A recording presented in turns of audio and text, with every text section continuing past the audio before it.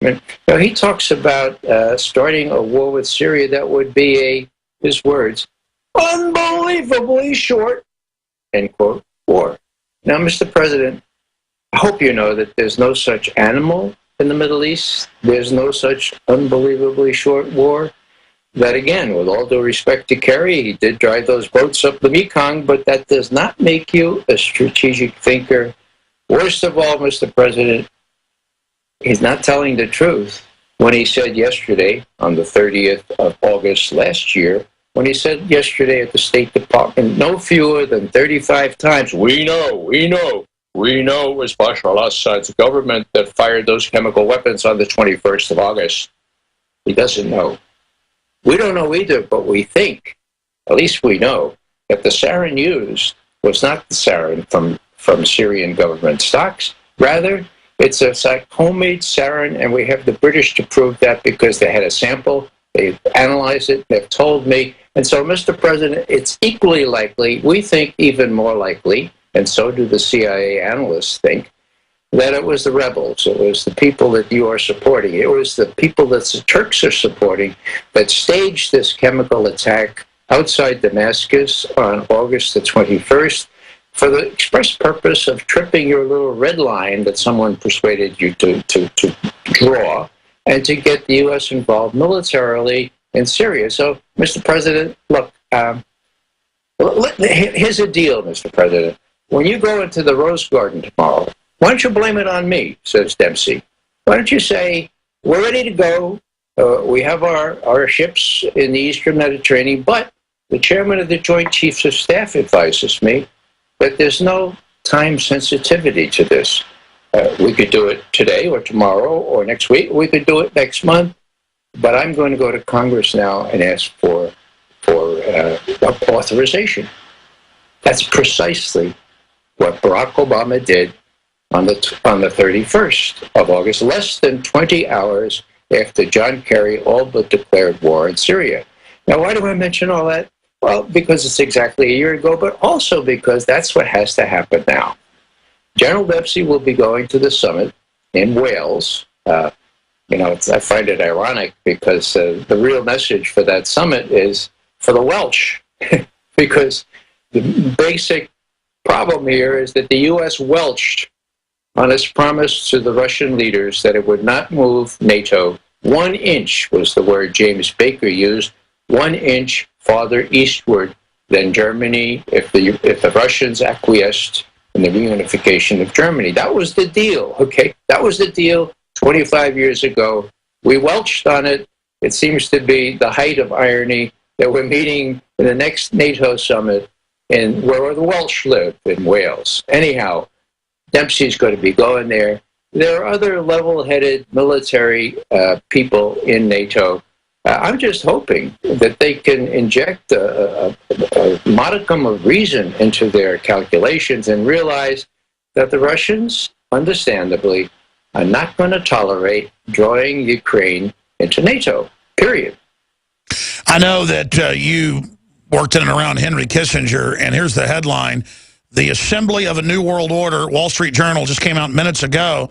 The concept that has underpinned the modern geopolitical era is in crisis. He goes on to praise Libya and Syria wars, civil wars that were staged, and what's happening with Russia.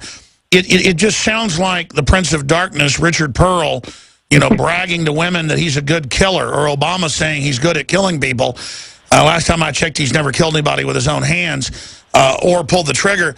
It just smells of the Titanic running into an iceberg. It just smells of disaster to like see these crazy-eyed women. And I'm not saying that because they're women, but they look like crazy witches up there at the UN and at the State Department trying to start wars and looking crazed.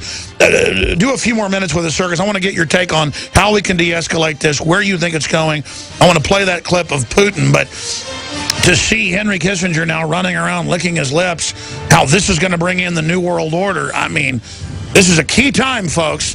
Henry Kissinger has raised his head. Stay with us. We'll be right back. We're on the march. The empire's on the run. Alex Jones and the GCN Radio Network. From the water table to our soils to the atmosphere itself, our world is becoming more and more toxic each and every day. But it's not just the air outside that's toxic. Indoor air has been shown to have 2 to 5 times higher concentrations of pollutants than even outdoor air. And most Americans spend 90% of their time inside using toxic chemicals within their homes. There are more than 42 million smokers in the United States. Well over 1,000 types of mold and mildew linked to numerous conditions. And don't forget the fact that 6 million Americans live with pets they're allergic to as well. When I began to research these statistics, it was clear to me it was time to start cleansing my lungs in order to combat the toxic environment that we cannot escape, but that we can fight back against. Made with organic and wild cultivated herbs and manufactured in the USA, the new InfoWars Life Lung Cleanse is here in a convenient spray bottle that can be brought with you throughout any toxic environment. Now available exclusively at InfoWarsLife.com or by calling toll-free 888-253-3139. I began to get into iodine a few years ago because it was helping me and my family so much get healthy and detoxify. Most people know that iodine deficiency has been a crisis around the world. Iodine is key to so many of the body's functions, especially the thyroid. I discovered a product being developed by Dr. Group. You now know it as Survival Shield True Nascent Iodine that your body can really absorb. Then, about a year ago, he said, listen, if you think this is powerful, I'm going to come out with rare earth, deep earth crystals. And the results that I personally have had have been life-changing. Nobody else has got iodine based on these pure crystals, ladies and gentlemen. This is innovating, and the best part is it helps fund Infowars.com, the radio show, the TV show, the whole media operation promoting true libertarian ideas. For a limited time, experience the ancient power of Survival Shield X2. Take advantage of this unprecedented 30% off super detox special at InfoWarsLife.com.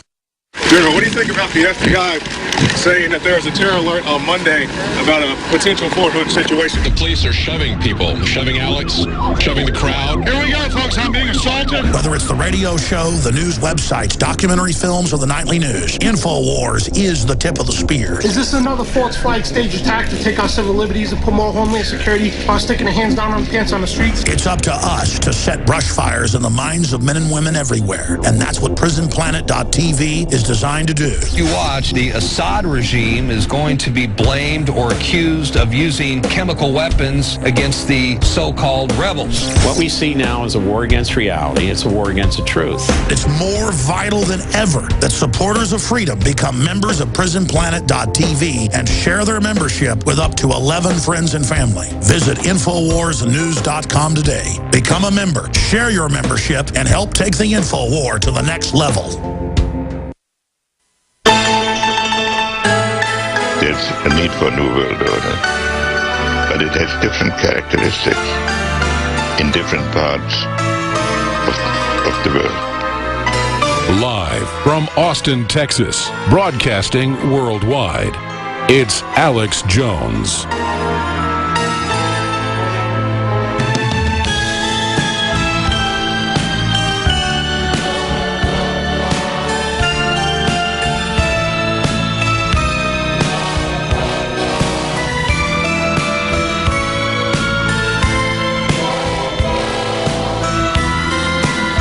We're going to do about 10 more minutes with Ray McGovern, then we're going right to your phone calls. John, Chris, Will, Chris, Habu, and others that are patiently holding.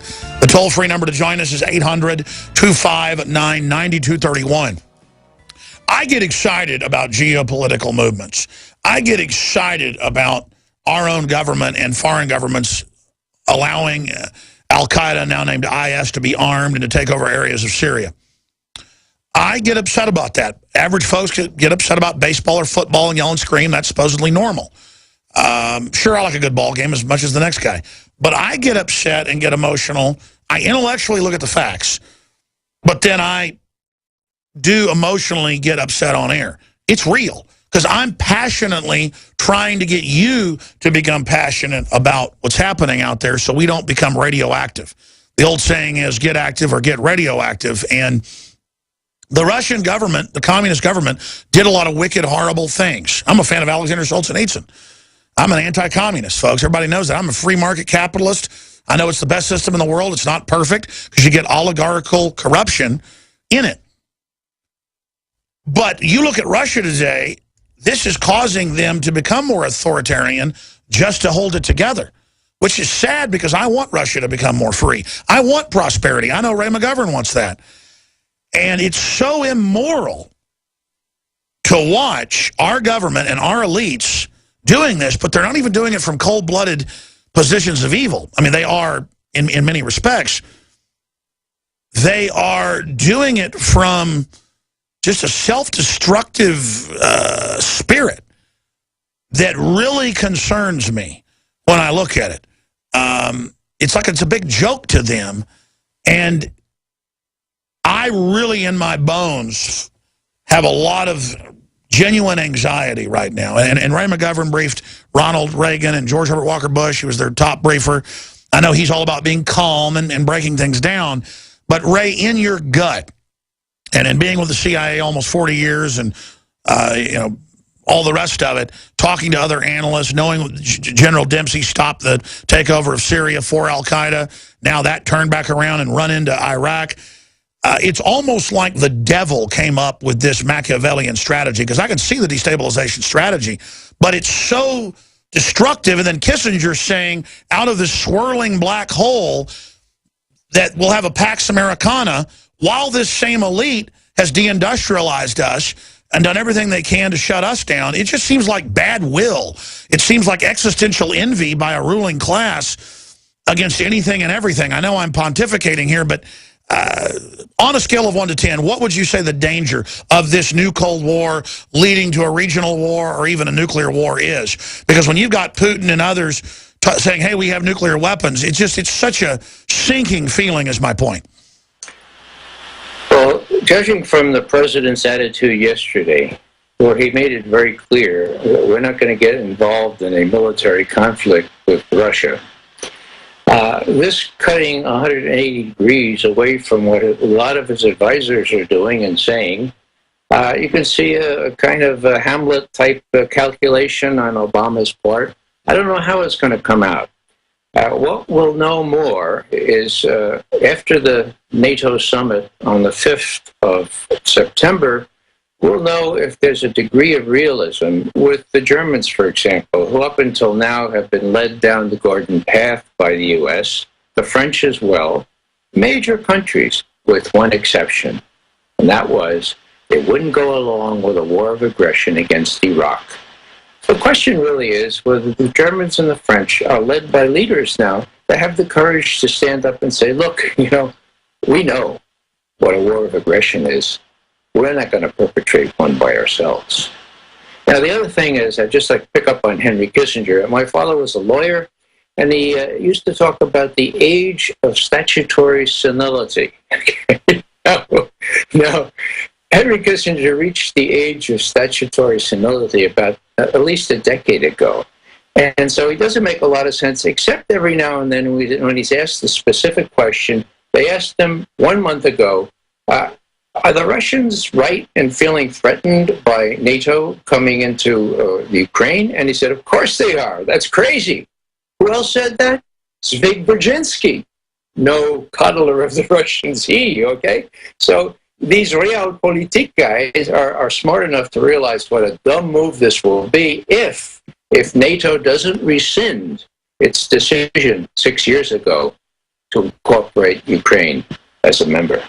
So those are important things. Now, the other things, Alex, are, you know, why do they do this? Why are they doing this, you know? Well, some of the political scientists, some of whom I admire, John Mearsheimer from the University of Chicago, for example, talks about liberalism run amok, you know? We're the sole indispensable country in the world. That, by definition, means all other countries are dispensable, and we're going to show them how to put democracy in places like Russia. You know, that may be some of it, but I think most of it is money. I think most of it is what General Eisenhower, President Eisenhower warned against, the military-industrial. Now we have the military-industrial, congressional, media, security state complex, much more dangerous, okay? So how do I look at it? Well, Larry Wilkerson, who worked for Colin Powell as his chief of staff, was on the television yesterday, and what he said was this: look, We at the end of the Berlin Wall caving,